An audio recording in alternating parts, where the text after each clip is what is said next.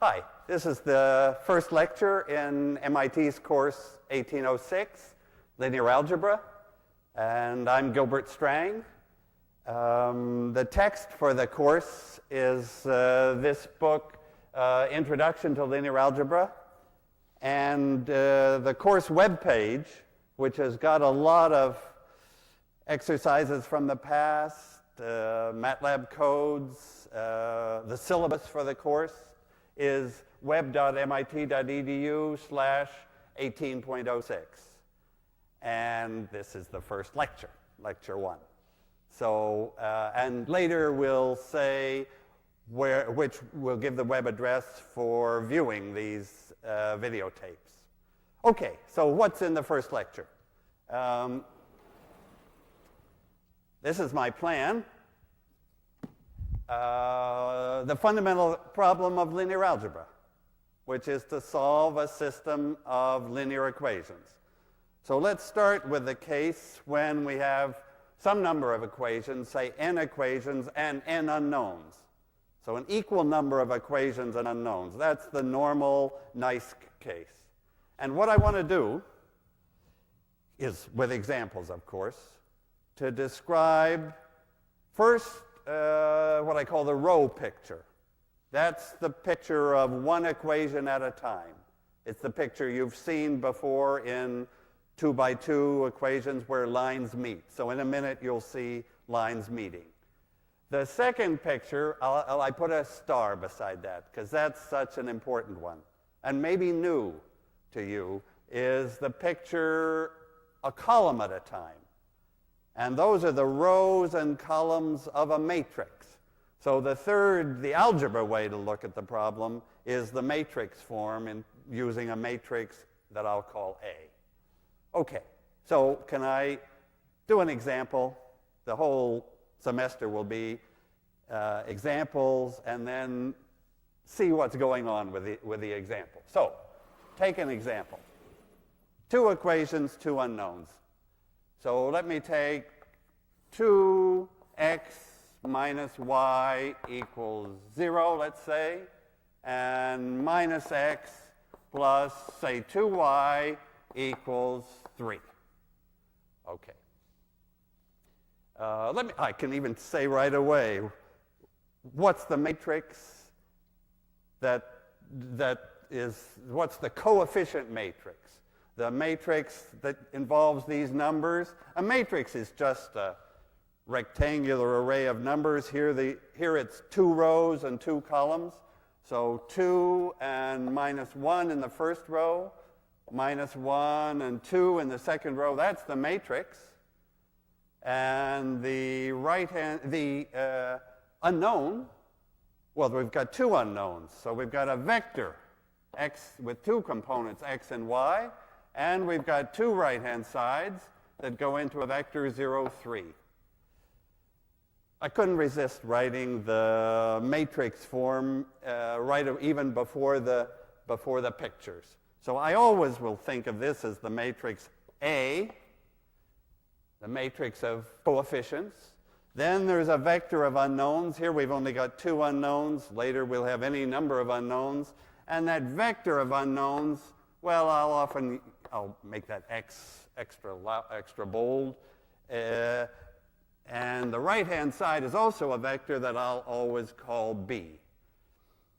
So linear equations are ax equal b, and the idea now is to solve this particular example and then step back to see the bigger picture. Okay, what's the picture for this example? The row picture.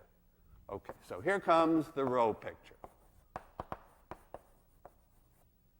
So that means I take one row at a time, and I'm drawing here the xy plane, and I'm going to plot all the points that satisfy that first equation.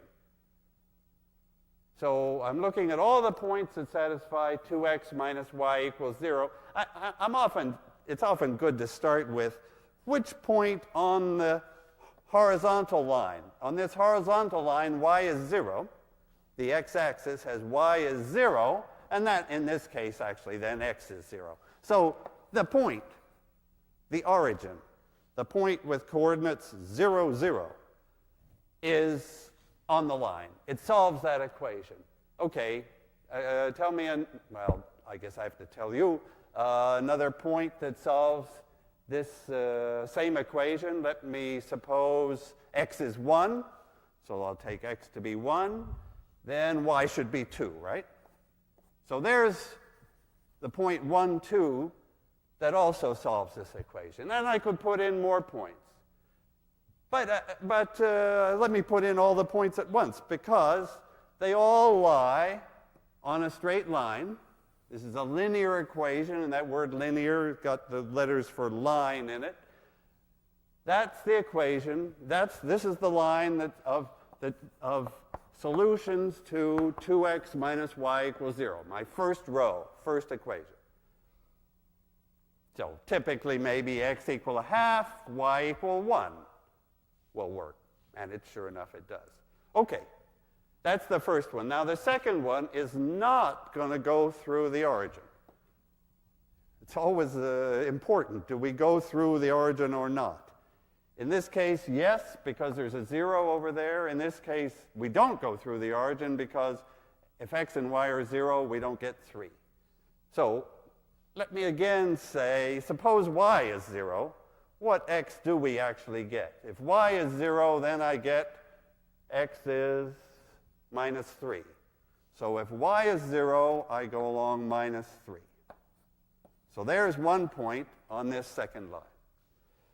Now let me say, well, suppose x is minus 1.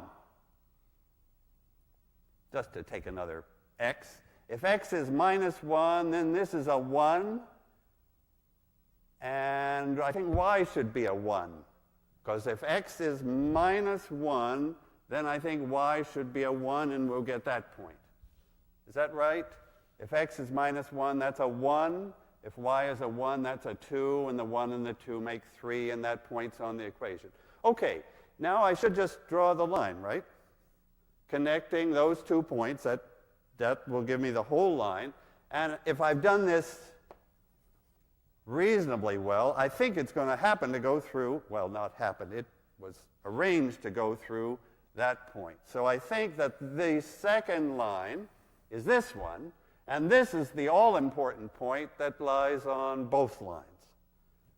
Shall we just check that that point, which is the point x equal 1 and y was 2, right? That's the point there, and that, I believe, solves both equations.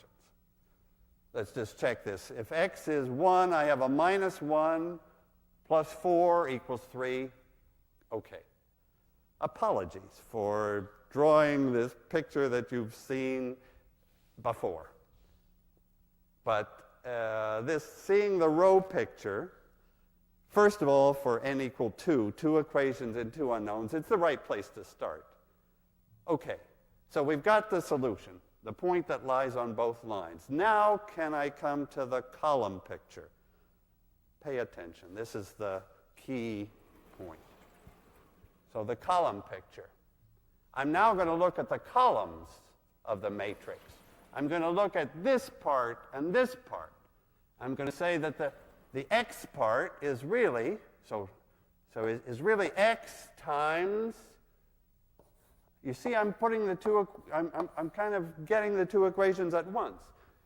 That part, and then I have a y, and in the first equation it's multiplying a minus 1, and in the second equation a 2, and on the right-hand side, 0 and 3. You see the columns of the matrix? The columns of A are here, and the right-hand side B is there. And now what is the equation asking for? It's asking us to find, somehow to combine that vector and this one in the right amounts to get that one. It's asking us to find the right linear combination. This is called a linear combination. And it's the most fundamental operation in the whole course.